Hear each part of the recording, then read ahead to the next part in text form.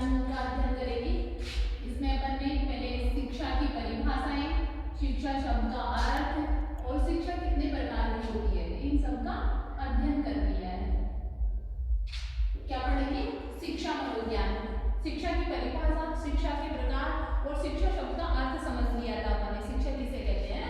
आज अपन शिक्षा मनोविज्ञान का अध्ययन करेंगे। साइकोलॉजी, जो साइकोलॉजी शब्द है, इस साइकोलॉजी शब्द की उत्पत्ति लैटिन भाषा के दो शब्दों से हुई है। कौन से दो शब्दों से मिलकर बना है ये? साइकी प्लस लोगस, साइकी प्लस लोगस दो शब्दों से मिलकर बना है। कौन सी भाषा से बना है? लैटिन भाषा के दो शब्दों से मिलकर बना है, साइकी प्लस लोगस। साइकी का अर्थ क्या है? आत्मा। क्या है? आत्मा। और लोगस का अर्थ क्या है? अध्ययन करना, अध्ययन करना। तो साइकोलॉजी शब्द का अर्थ क्या बोलेंगे? तो आत्मा को इंग्लिश में क्या कहेंगे? Soul, study. तो साइकोलॉजी शब्द का अर्थ क्या हो गया? आत्मा का अध्ययन, आत्मा का अध्ययन, अर्थात आत्मा का अध्ययन करने वाला जो विज्ञान है वही क्या है? मनोविज्ञान है। तो साइकोलॉजी को क्या कहेंगे? Soul of study. साइकोलॉजी शब्द का अर्थ क्या हुआ? Soul of study. इस प्रकार जो ये साइकोलॉजी है, शिक्षा मनोविज्ञान, इसे पहले दर्शन शास्त्र से अलग किया गया है। किसे किया गया? दर्शन शास्त्र से। यह दर्शन शास्त्र की ही एक शाखा के रूप में था। दर्शन शास्त्र से अरस्तु के समय अलग किया गया था। किसके समय किया गया था? अरस्तु के समय। अरस्तु ने एक पुस्तक लिखी थी, कौन सी? De Anima. डी एनिमा, अरस्तु की पुस्तक का नाम है डी एनिमा। इसका अपन कह सकते हैं कि साइकोलॉजी शब्द का अर्थ है आत्मा का अध्ययन या आत्मा का विज्ञान। अब अपन इसका विकास क्रम पढ़ते हैं। विकास किस प्रकार हुआ इसका, है ना? तो सबसे पहले इसे किस रूप में अपनाया गया था? आत्मा के विज्ञान के रूप में, आत्मा का विज्ञान। 16वीं शताब्दी में इसे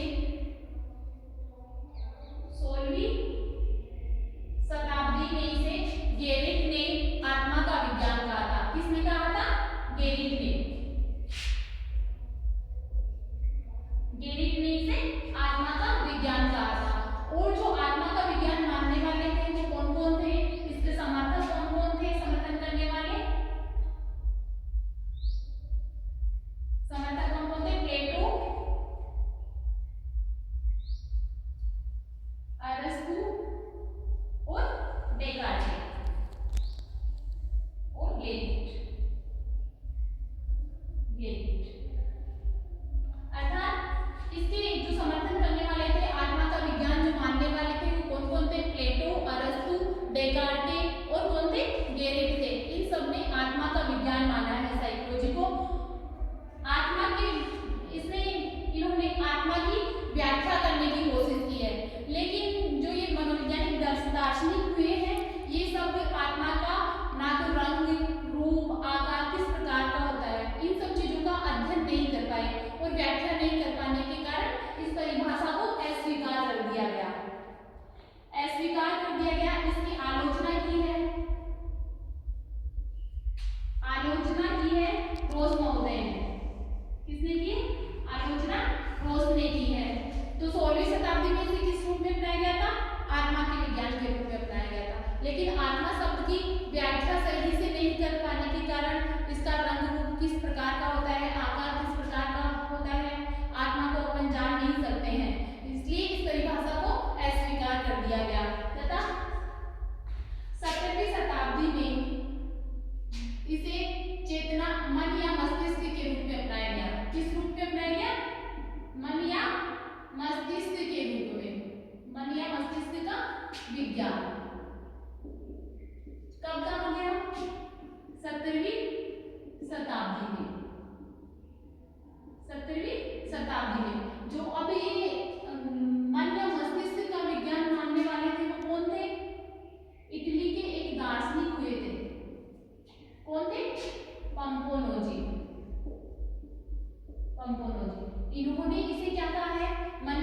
मस्तिष्क का विज्ञान कहा है। मन कितने प्रकार का होता है? मन कितने प्रकार का होता है अपना?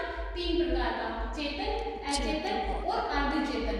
तो अपने मन में कौन सी मानसिक प्रक्रियाएं चल रही है, किस समय है, अपने मन में क्या क्या प्रक्रियाएं हो रही है, इन सब का अध्ययन नहीं कर पाने के कारण इस परिभाषा को भी अस्वीकार कर दिया गया था, अस्वीकार कर दिया गया।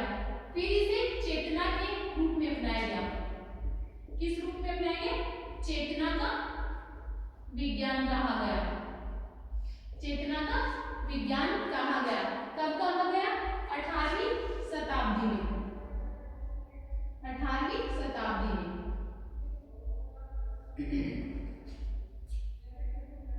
चेतना का विज्ञान मानने वाले कौन थे?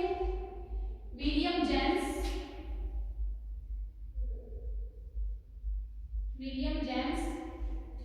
जेम्स सल्ली, और वाइब्स। जो विलियम जेम्स महोदय है, इन्होंने इसे चेतना का विज्ञान कहा है। अपने चेतन मन में किस प्रकार की प्रक्रियाएं होती है, चेतन मन किस प्रकार से काम करता है, अपनी जो कौन सी इच्छाएं, कौन सी भावनाएं चेतन मन में चलती रहती है, उन सब का अध्ययन नहीं कर पाए। जो ये मनोवैज्ञानिक हुए हैं, वो सब इस चेतन शब्द के अर्थ में एक मत नहीं हो सके। जो चेतन शब्द का अर्थ बताया इन्होंने, इसके संबंध में ये सभी एक मत नहीं हो सके। इस कारण इस परिभाषा को भी अस्वीकार कर दिया गया। और जो मैकडूगल है, मैकडूगल ने अपनी पुस्तक में 1905 में इन्होंने एक पुस्तक लिखी थी। उसमें इन्होंने इस चेतन शब्द की आलोचना की है।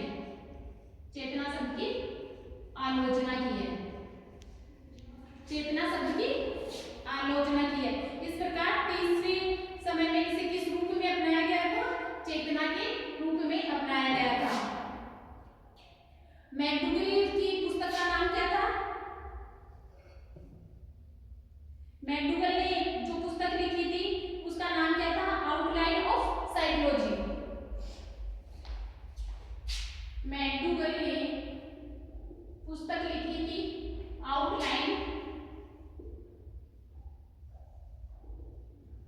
Of psychology.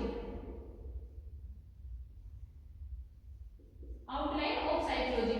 इस पुस्तक में मैकडूगल ने चेतना शब्द की आलोचना की है। अब इसे चौथे रूप में किस रूप में बनाया गया था? व्यवहार का विज्ञान के रूप में। व्यवहार का विज्ञान कब अपनाया गया? 20वीं शताब्दी में।